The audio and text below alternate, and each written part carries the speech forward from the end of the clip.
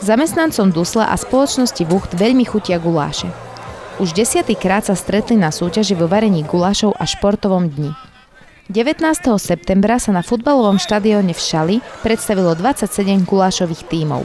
My sme Occident du Santox, to znamená, že susedné prevádzky nás volajú Oxoši, tak sme Oxoši. Lovci objednávok. Čím ste sa inšpirovali, že ste zvolili takéto výnimočné kostýmy? Svojou prácou. Lovíme objednávky. My sa vraciame do histórie a v tej histórii sme našli toto. Okrem iného varíme, skrátka OIV, odbor investičnej výstavby. Máme takého Maďarka a on to tam všetko šúpe, ale my nevieme čo. Máme tu aj Srba, ten volá, čo do toho pridá, je to taký zmiešaný guláš. Čo dobre pripravujete? Dobrú fazolovicu. Vyberáme tie kolena a dáme tam ešte zeleninu a budeme ďalej pokračovať. Nie je už guláš hotový? Ešte nie. Minulý rok ste vyhrali všetky 3 prvé miesta. Tento rok sme sa nechceli ani zúčastniť, že nech teda dáme priestor aj iným, lenže býva tu taká dobrá atmosféra, tak sme povedali, že neurobíme žiadnu extra výzdobu, žiadne extra oblečenie, že dáme možnosť iným tímom. S myšlienkou organizovať súťaže vo varení guláša prišiel pred 10 rokmi generálny riaditeľ Dusla Petr Bláha. Já jsem takové akce z České republiky neznal, tam zase se má třeba jiné tradice. Tady je to region, kde se vlastně hodně vaří guláš, jako i při různých rodinných setkáních, přátelských setkáních. A když jsem to poprvé zažil a viděl, jak ty rodiny jsou schopny se společně bavit, takže jsme zkusili tuto akci udělat, ale je to pouze pro zaměstnance. Je to jakýsi poděkování, pomůžeme těm týmům, vybavíme je finančně nebo nějakýma surovinama. Bolo ťažké tento rok vymerať, ktorý guláš je najlepší? Určite to bolo ťažké, ale tento rok sme si rozdelili túto dôležitú úlohu. Sami kapitáni tímov, ktoré varili, si urobili taký predvýber a potom porota vyberala už len z 4 tých najlepších gulášov. Snažíme sa každý rok niečo nové pridať. Tento rok je to Čípoš Laci a je tu aj atrakcia Rodeo Big. Bolo to náročné? Áno, bolo. Nebolo vám zle na Bikovi? Vôbec nie. Ja som taký adrenalinový, takže mňa to nevadí. Takže skúsili by ste si to znova? Ako neskôr možno. Nech dám možnosť aj druhým ľuďom.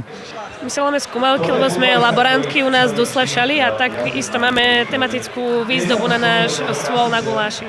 Dávate do gulášu aj nejakú špavkovú ingredienciu? Fúha, tak toto asi by nikto by asi nejedol. V každom prípade minimálne 78% dusíka tam je. Vydržíte v ruke víno aj pivo. Čo lepšie pasuje k vášmu gulášu? No to je ťažko povedať, ja som vinár, takže mne víno. A on keď je pivár, tak asi pivo. Jednoznačne pivo. Dopočuli sme sa, že ste objavili nový prvok. O čo sa jedná? Tak je to gulášium, môžete to vidieť. Tuto je to ďalší prvok z Mendelejovej periodickej sústavy prvkov. Sme výskumný ústav chemickej technológie a tieto skúmavky, Erlenmeyerové banky, odmerné banky, s tým pracujeme denne, takže bez toho sme nemohli ísť. Ponúkame aj vuchtovičku, tak aj vuchtonádu. Je to nealko nápoj. Duslo plánuje vo varení gulášov pokračovať, aj keď ekonomická situácia dnes nie je najlepšia. Bývalo líp, slovenský průmysl má jedny z nejdražších cen elektrické energie a podle statistik je cena zemního plynu zhruba o 30 € na megawattu dražší, jak je průměr celé Evropy. Ale zase věříme, že se ta situace zase bude spravovat a bude lépe. Týmto by som chcel poďakovať vedeniu našej spoločnosti, že umožní našim zamestnancom takýto výnimočný deň, či už športovcom, alebo aj kolegom, ktorí varia guláš. Práve ste skončili zápas. Ako sa vám darilo? Momentálne tento zápas neprebehol, ako sme si predstavovali, ale nevadí. Dúfajme, že všetko dobre dopadne a posledný zápas vládneme. Najlepší súťažiaci získali odmeny. Menert, futbalový tím na 3. mieste, veľký potlesk. Spoločnosť Invest A, miesto číslo 2. Špák 4. Špák 4, miesto číslo 2, zlatá prečka, veľký potlesk, dámy a páni. Mali ste tento rok nejakú špeciálnu prípravu, keď sa vám podarilo vyhrať? Špeciálnu prípravu? Nové dresy sme mali, presne tak, ako chlapci kričia. Najlepší hráč David Stol, najlepší strelec Kristofer Rábek a najlepší brankár Filip Búran. V hádzaní šípkami zvíťazili kotolníci. Najlepším tenistom sa stal Slavomír Móri. V súťaži Guláš Majster 2025 hodnotila porota aj najkrajšie oblečenie. 3. miesto získalo družstvo OIB, okrem iného varíme. Chceli sme byť za nejakých majsteršéf. Na 2. mieste skončili čarovné varešky. Najkrajšie oblečenie mali lovci objednávok. Porota je spravodlivá, vyhrali tí správni. Druhou kategóriou, ktorú hodnotila porota, bola najkrajšia výzdoba. Družstvo Expedícia so svojím vysokozdvižným vozíkom skončilo na 3. mieste. Je to nádherné miesto, čakali sme prvé miesto, nebolo prvé miesto, máme 3. miesto a sme sklamaní.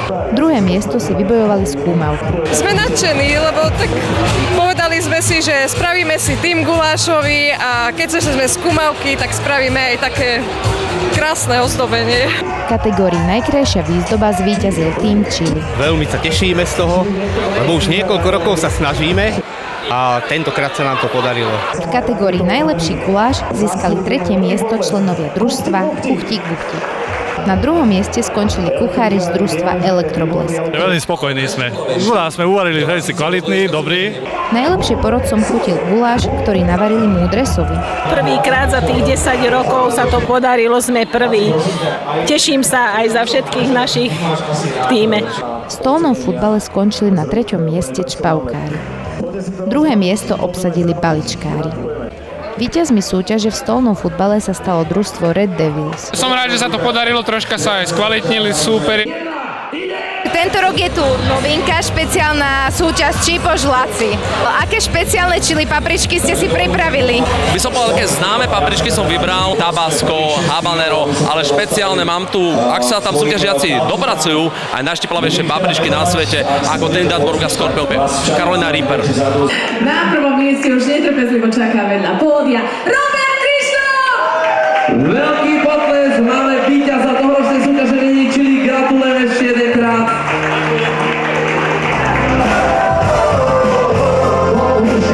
Odmenou pre všetkých návštevníkov podujatia bol nielen chutný guláš, ale aj dobrá nálada.